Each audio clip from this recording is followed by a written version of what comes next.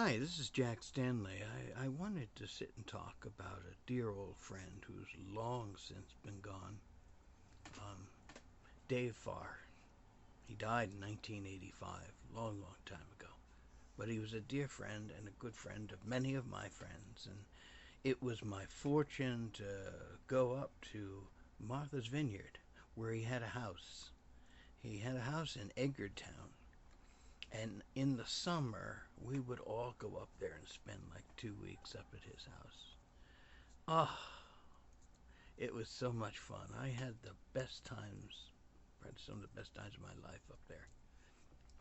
We used to all drive up, depending on what we were bringing. One time we brought up a player piano. Another time we brought up a Victrola and stuff like that for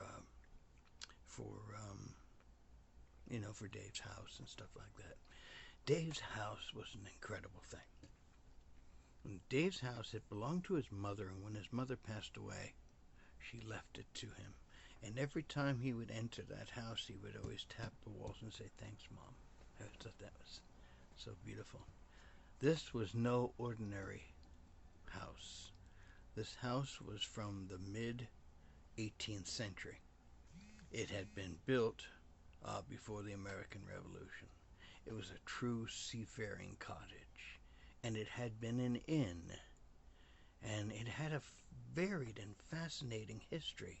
Many people had stayed there, including John Paul Jones and his crew at one point. And every room you went into was filled with period antiques. It was incredible.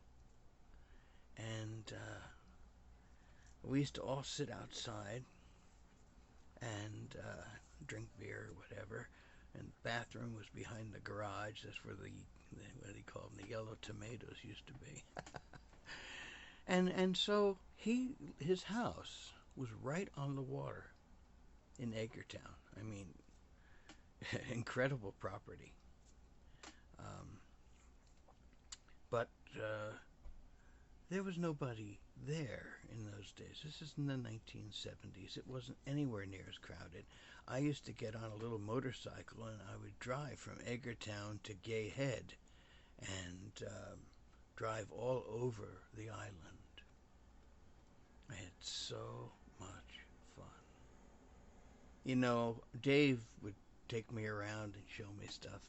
And one day we decided to go to Chappaquiddick. Now, of course, today people know about Chappaquiddick because of Ted Kennedy and the accident.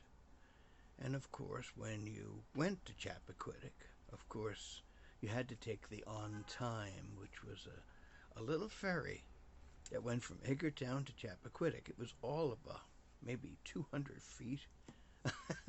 But the current there was so incredibly strong that when you got into the ferry and you started from Edgartown, the ferry just moved right up and had to work its way back across. That's how strong that current is. And of course, professional swimmers used to try to go across it a lot of times. Sometimes they'd make it, sometimes they wouldn't. But we'd take the On Time, get to the other side, and then go up the dirt road. It was all dirt roads in those days. I don't know now. I'm kind of terrified to think of what a lot of this all looks like now. But we would drive, and then he had a Jeep, and then we would push a lot of the air out of the tires and drive on the sand. The first thing we had to do was cross that bridge at Chappaquiddick, which was a one-lane bridge that went over a little bit of water. And I've driven over that bridge many, many times. It's long since gone. It was removed, I think, in the late 70s or early 80s. But they had a name for it. Everybody in Martha's Vineyard called it Kennedy's Car Wash. And but then we'd just drive on the beach. Not a soul was on that beach. Completely empty. It was wonderful to see. And that was an incredible, incredible place. Now, Chappaquiddick might be quite different today, and I wouldn't be the least bit surprised that there's houses all over. Other things about up there, at that time Jimmy Cagney was living up there. And everybody knew where his house was. And every once in a while, he would drop by to hang out at Ralph's Seaside place and maybe sit down and chat or maybe have a cocktail or something like that with his wife or by himself. He always used a different name. I always forget what the name was. But everybody knew if he wanted to get a car and it was Jimmy Cagney, the price would be higher. So he used this other name. Other things about that wonderful island called Martha's Vineyard, sparsely populated at the time. There weren't any McDonald's or things like that. I know that I'm talking about near a half century ago, so I can tell you that probably today I would go to Edgartown and barely recognize it. Dave had a dog. His name was Rocky. This was one unique dog. And one thing that Rocky liked was beer. And whenever Dave had a beer, Rocky was right there and ready. And the two of them would have a beer together. And Rocky had the run of Edgartown.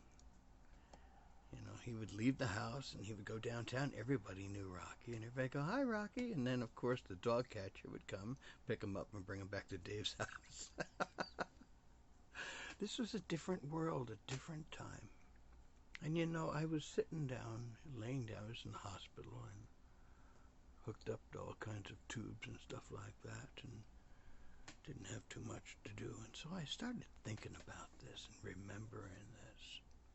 And those magnificent moments and times with all my friends, who most of them are gone now. And Mom Tonabee would always play the piano. We would all sing. There was Aunt Lucy up there. She was an interesting lady, and lots of other folks who, once again, long since passed. But Edgartown, Massachusetts, in Martha's Vineyard, I wonder what that house looks like today. It was on Farr Lane. He got the name of himself on the street because he had the only house that was on that street, and it was all dirt roads. And I just wonder what that all looks like today. I'm sure it's all totally changed. But stepping back a half century ago in Martha's Vineyard was a wonderful period of time in my life when I got to spend time with dear friends, see lots of things, enjoy lots of things, and spend time in a house in which time forgot. Miss you, Dave, miss you, Ted, miss you, Adam, Mary, Bill, and so many others, Fred, lots of the other kids. About the only ones who are still alive, probably. So, just some memories, remembering things, and remembering dear friends. And just remembering an individual that probably won't get thought of at all anymore. Dear Dave Farr, a dear old friend who now would be 101 years old. My God.